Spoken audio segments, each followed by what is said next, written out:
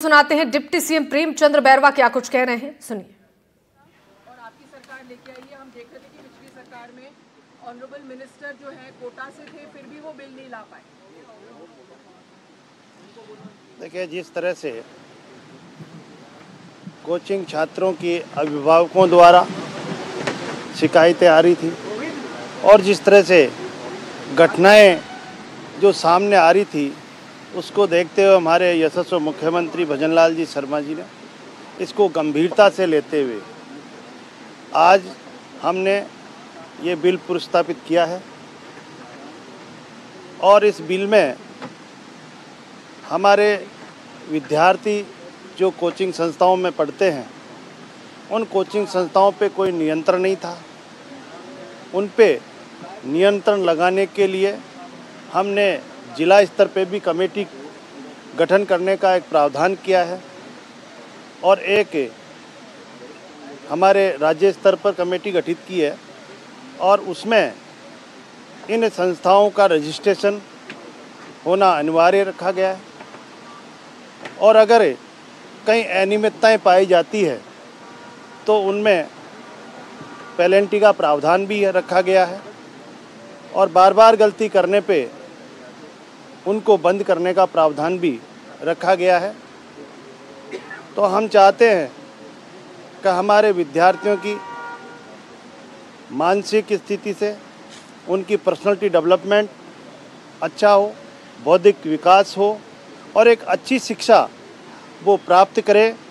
इसके लिए हमने ये बिल लाने की पूरी कोशिश करी है और इसमें जो भी सुझाव होंगे आगे भी हम उन सुझावों को इसमें सम्मिलित करते हुए एक अच्छा इन बच्चों के भविष्य के लिए जो आगे जाकर हमारे ये बच्चे मानसिक तनाव में नहीं आए और एक अच्छी शिक्षा प्राप्त करें, इसके लिए ये मानसिक तनाव को लेकर आपने काफी कहा है कि भाई काउंसलिंग होना चाहिए, वो काफी वो प्रावधान है उसमें। जी। लेकिन सर, इस बिल में जो पिछला जो आपका ड्राफ्ट बिल था जुलाई 2024 का और सेंट्रल गवर्नमेंट की जो गाइडलाइंस आई थी जनवरी 2024 में, उसमें मोटी मोटी हमें सर तीन जो चीज़ें कमी दिखी या तीन चीज़ें वो उसमें आज के बिल में नहीं है।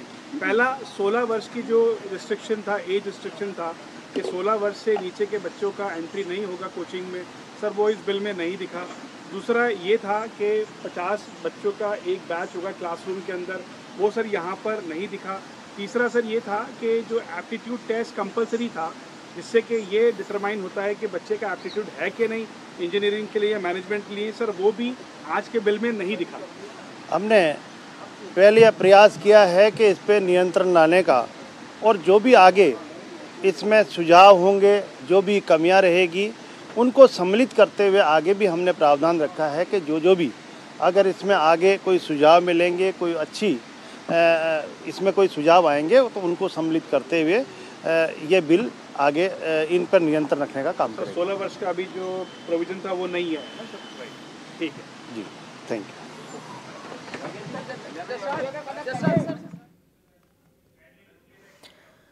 तो आप सुन रहे थे प्रेमचंद बैरवा को। लगातार कोचिंग बिल को लेकर विपक्ष की ओर से सत्ता पक्ष को घेरा जा रहा है। फिलहाल आपको बता दें कि कोचिंग बिल पास करने को लेकर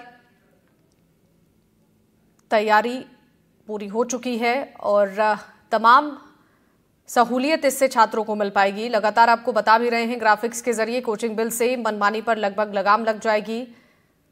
कोटा के कोचिंग कारोबार पर इसका असर देखने को मिलेगा। छात्र घटने से कई हॉस्टल्स खाली हो चुके हैं और लगातार सुसाइड के मामले बढ़ रहे हैं।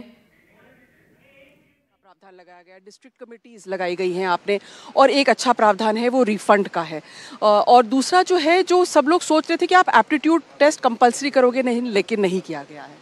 देखिए, मैं आपको यही कह रहा हूँ, अभी हम केवल इन पे नियंत्रण रखने के लिए बच्चों के साथ ऐसी घटनाएं नहीं हो जो मानसिक तनाव में आके कई हादसे के शिकार हो जाते हैं, तो इनको देखते हुए अभी हमने इन कोचिंग संस्थाओं पे नियंत्रण रखते हुए 50 बच्चों से कम की ये चलाए नहीं और कई इसमें विसंगतियां है वो दूर रख के उस पर नियंत्रण के लिए हमने कमेटियों का प्रावधान किया है और कमेटियों के साथ साथ ही इन पे रजिस्ट्रेशन कराने का प्रावधान किया है और अगर कोई गलतियां करता है, इसमें खामियां रखता है, तो उसमें पेनल्टी का प्रावधान भी रखा है उनको बंद करने का प्रावधान भी रखा है। सर, आपके आलोचक कह रहे हैं कि कहीं ना कहीं कोचिंग इंडस्ट्री के प्रेशर में आके, क्योंकि उनका बिजनेस है, जितने ज़्यादा बच्चे भर्ती हों उनको पैसे मिलते हैं, आपने 16 साल का प्रावधान नहीं रखा है। काफ़ी लोगों ने कहा था कि 16 साल से पहले बच्चों को कोचिंग में दाखिला नहीं होना चाहिए। हमने इस पे पहला प्रयास नियंत्रण का किया है। जो भी सुझाव होंगे निश्चित रूप से इसमें अभी हमने रखा है, जो भी सुझाव आएंगे उनको सम्मिलित करेंगे। तो हमारे साथ खास बातचीत के लिए प्रेमचंद बैरवा जी जो बता रहे थे कि 16 साल की जो एक मांग थी कि 16 साल से कम उम्र के बच्चों को कोचिंग में दाखिला नहीं मिलना चाहिए, उसका प्रावधान इस बिल में नहीं रखा गया है। कहीं ना कहीं जो हमने उनसे सवाल किया कि क्या ये ऐसा हुआ है क्योंकि कोचिंग इंडस्ट्री का बहुत ज़्यादा प्रभाव था। कोचिंग इंडस्ट्री काफ़ी समय से ये कह रही थी कि अगर ये बिल पास हो जाएगा तो जो कोटा में कोचिंग इंडस्ट्री है उसमें बिजनेस बहुत डाउन हो जाएगा। इस पर मंत्री जी ने जवाब ये दिया है कि आगे अगर कोई सुझाव आएंगे तो उनको इसमें जोड़ा जाएगा, लेकिन महत्वपूर्ण बात यह है कि जो उम्र तय करनी थी, जो उम्र तय करनी थी जिसमें कोचिंग में दाखिला हो, वो इस बिल में शामिल नहीं किया गया है। जयपुर से हर्षा कुमारी सिंह, NDTV। तो कोचिंग बिल को लेकर डिप्टी सीएम को आप सुन रहे थे। बिल में कई प्रावधान बदले, ये बड़ी खबर आप तक पहुंचा रही है। 16 साल की उम्र की सीमा का बंधन हटाया गया, पुरानी ड्राफ्ट की कई बातें हटाई गई हैं। तो ये बदलाव कोचिंग बिल में किया गया है, जिसको लेकर डिप्टी सीएम प्रेमचंद बैरवा ने कहा है कि बिल में कई प्रावधान बदल दिए गए हैं और 16 साल की उम्र की सीमा का बंधन हटाया गया है। कोचिंग बिल को लेकर पुरानी ड्राफ्ट की कई बातें हटाई गई हैं। कोचिंग बिल पर ये प्रावधान जिसमें काफी कुछ बदलाव किया गया है, जिसकी जानकारी देते हुए डिप्टी सीएम प्रेमचंद बैरवा ने कहा है कि पुरानी ड्राफ्ट की कई बातें हटाई गई हैं।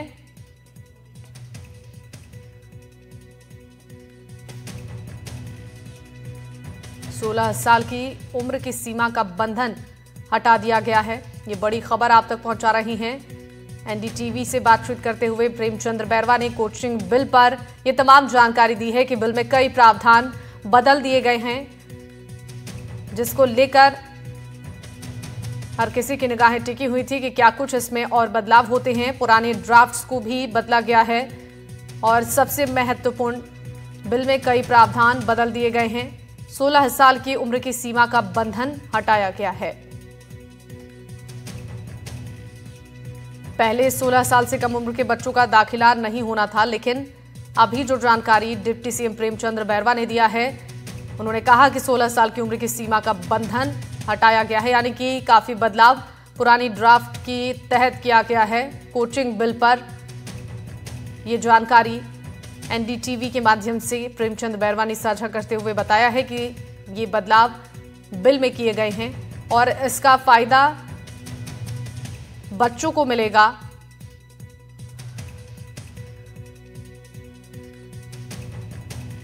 फ्री रिफंड पॉलिसी की बात कर ली जाए या फिर बच्चों की संख्या बताने की बात की जाए, काउंसलिंग सिस्टम की बात की जाए, ये सारे बदलाव पुरानी ड्राफ्ट्स के तहत कुछ बातों को हटाया गया है, लेकिन कई बातें जोड़ी गई हैं। 2 स्तरीय कमेटी स्थानों की मॉनिटरिंग करेगी। राजस्थान कोचिंग सेंटर अथॉरिटी बनेगी। कोचिंग बिल को लेकर ये महत्वपूर्ण बातें डिप्टी सीएम की तरफ से बताई गई हैं। प्रावधान में 2 लेयर की टीम शामिल की गई है। रेगुलर मॉनिटरिंग की बात भी रखी जाएगी।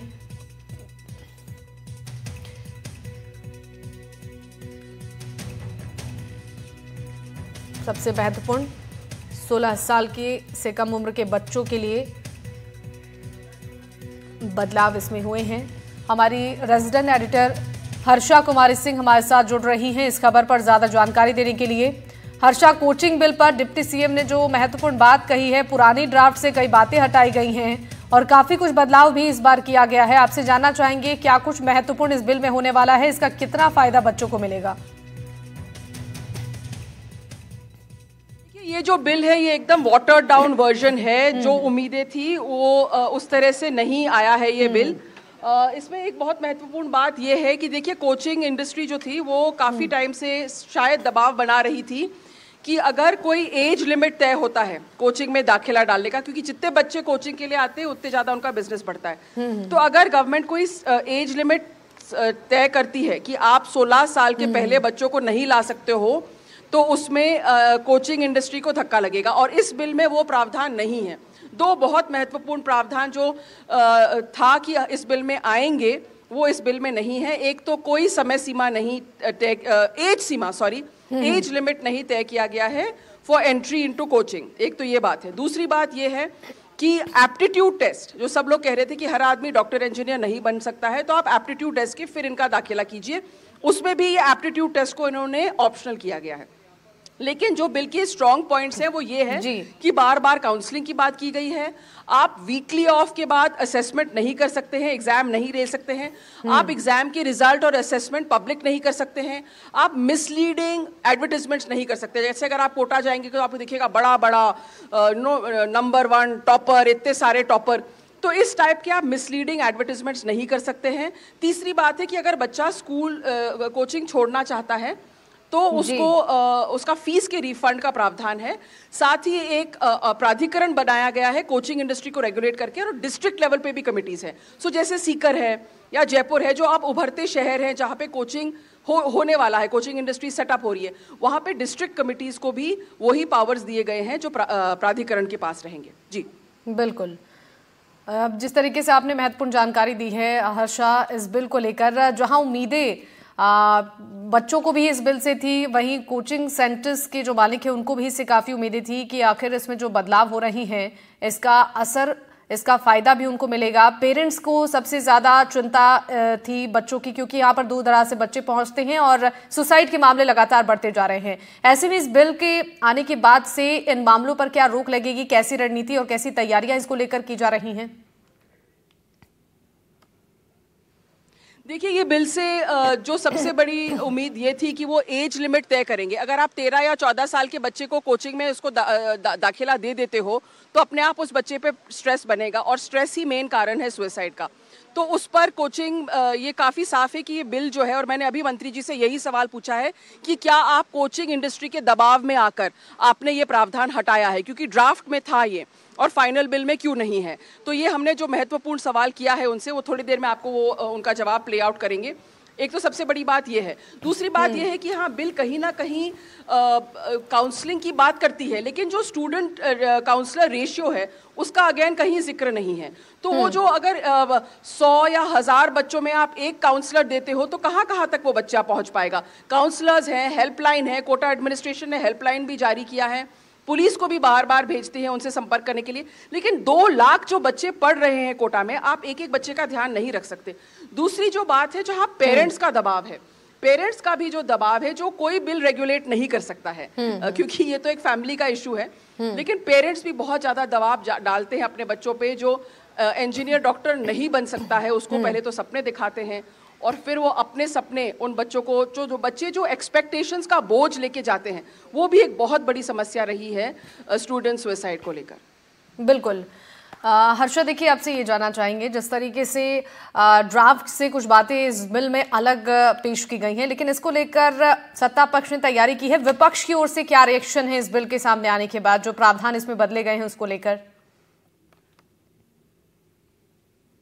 देखिए, अभी तो बिल टेबल हुआ है, अभी जो विपक्ष है उनसे हम बात करेंगे, क्योंकि आज ये डिस्कशन पे नहीं आया है। आप जानते हैं कि अभी थोड़े देर अभी ग्राउंड वाटर बिल जो है उस पर डिस्कशन चल रहा है। ये बिल या तो कल या परसों जैसे पेश होगा, लेकिन आज ये सदन की पटल पर रखा गया है। बिल्कुल, यानी कि कुल मिलाकर इसको लेकर जो तैयारी थी, जो उम्मीदें लोगों को थी, इसके लिए इंतजार करना होगा, चूंकि कई बदलाव इस बिल में किए गए हैं। फ्री रिफंड पॉलिसी की अगर बात करें हर्षा, तो क्या इस बिल में अभी इस पॉइंट को रखा गया है? काउंसलिंग सिस्टम की भी बात, जिसको लेकर इंतजार किया जा रहा था।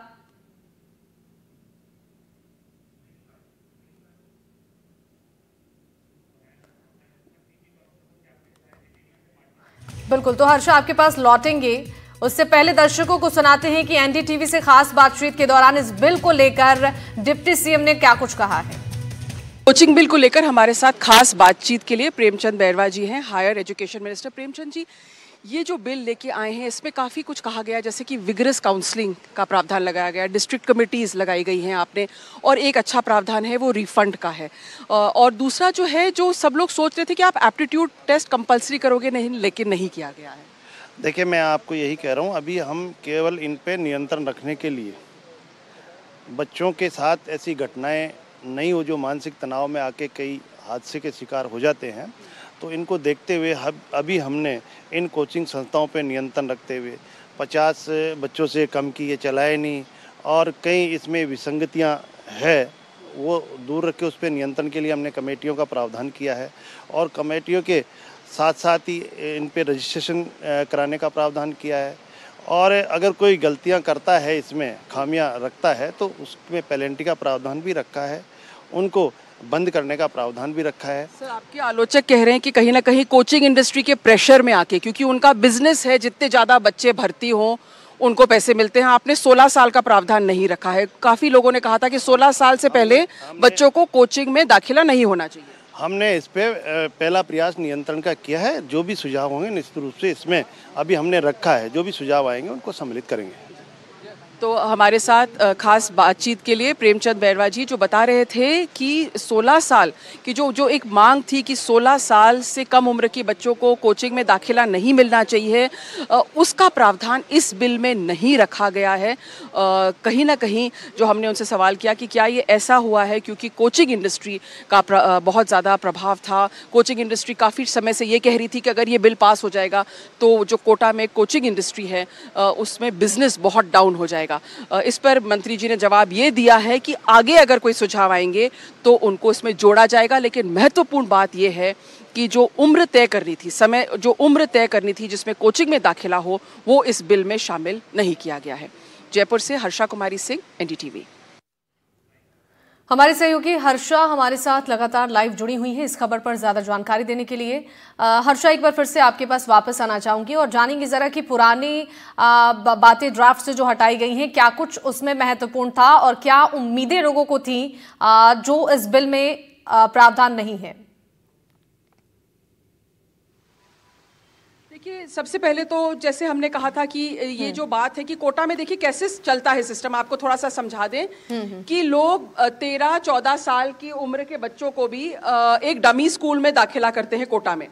तो उनको दिखाया जाता है कि वो डमी स्कूल में पढ़ रहे हैं, लेकिन एक्चुअली वो क्या करते हैं, वो कोचिंग करते हैं और 13-14 से उनकी कोचिंग शुरू हो जाती है। तो हमने जब वहाँ पर जाके रिपोर्टिंग की है, साइकोलॉजिस्ट से बात की है, मेंटल केयर हेल्थ गिवर से बात की, उन्होंने कहा है देखिए जो बच्चा अपने स्कूल के एनवायरनमेंट में होता है, उसके दोस्त होते हैं, वो खेलता है वहाँ पर, उसके पास प्ले ग्राउंड होते हैं, टीचर्स के साथ उसका बहुत अच्छा रिलेशनशिप होता है, उसके साथ को करिकुलर एक्टिविटीज होती है, ये सब उसके मेंटल और सोशल डेवलपमेंट के लिए बहुत इंपॉर्टेंट होता है उस उम्र में। लेकिन अगर आप बच्चे को हटा के और कोचिंग में डाल दीजिए तो कोचिंग में क्या होता है, आपको थोड़ा सा मैं एक्सप्लेन करूं कि कोचिंग क्लास कैसे होती है। बिल्कुल। कोचिंग क्लास में बड़ी मात्रा में बच्चे भरे हुए होते हैं, एक टीचर दूर खड़ा रहता है और वो बच्चों को अपना वो एकेडमिक पढ़ाता जाता है, उसमें कोई ह्यूमन इंटरेक्शन नहीं होता है, सिर्फ जो पढ़ाई है वो ही होती है।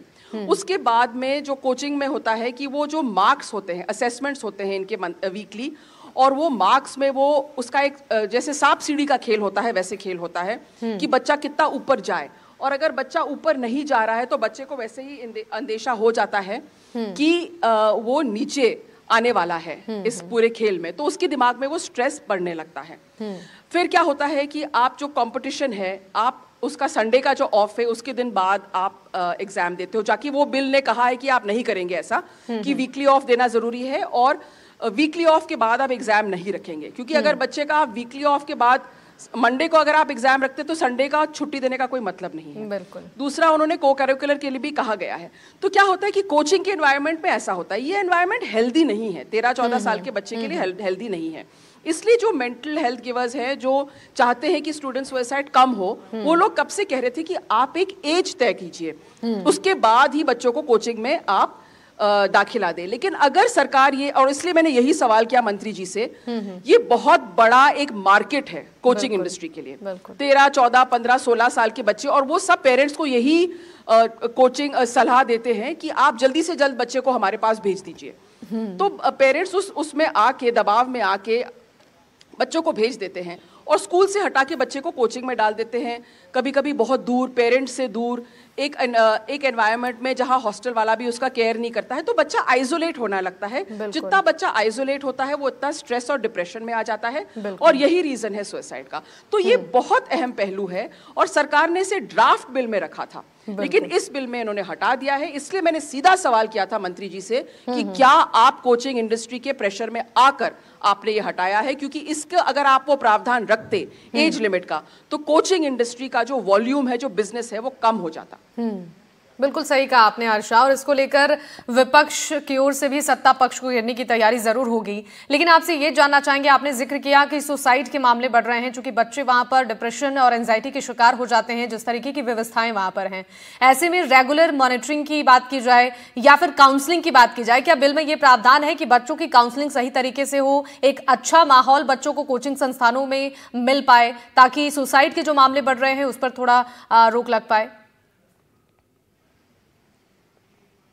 जी बिल्कुल, देखिए ये सब प्रावधान है। इनफैक्ट जो बिल क्या करती है, उसने एक प्राधिकरण का एक स्वरूप तय किया है जिसमें 12 मेंबर्स रहेंगे और प्राधिकरण जो है वो इन सब कोचिंग इंस्टीट्यूट्स को और ये सारे मुद्दों को रेगुलेट करेगा। अच्छा, प्राधिकरण के नीचे डिस्ट्रिक्ट लेवल कमिटीज होंगी। सो जैसे मैं कह रही थी कि जैसे अगर जयपुर है या सीकर है, तो ये जो सब जगह है, यहाँ पर जो उभरते हुए कोचिंग सेंटर्स हैं, यहाँ पर जैसे फॉर एग्जांपल सीकर में भी बहुत ज़्यादा कोचिंग इंडस्ट्री का प्रोलिफरेशन हो रहा है, तो वहाँ पर कलेक्टर के लेवल पे एक डिस्ट्रिक्ट कमेटी होगी जो ये सारी चीज़ों का मॉनिटरिंग करेगी, रिस्पॉन्सिबल होएगी, उसकी अकाउंटेबिलिटी रहेगी और साथ ही वो प्राधिकरण को भी वो जवाबदेही रहेगी।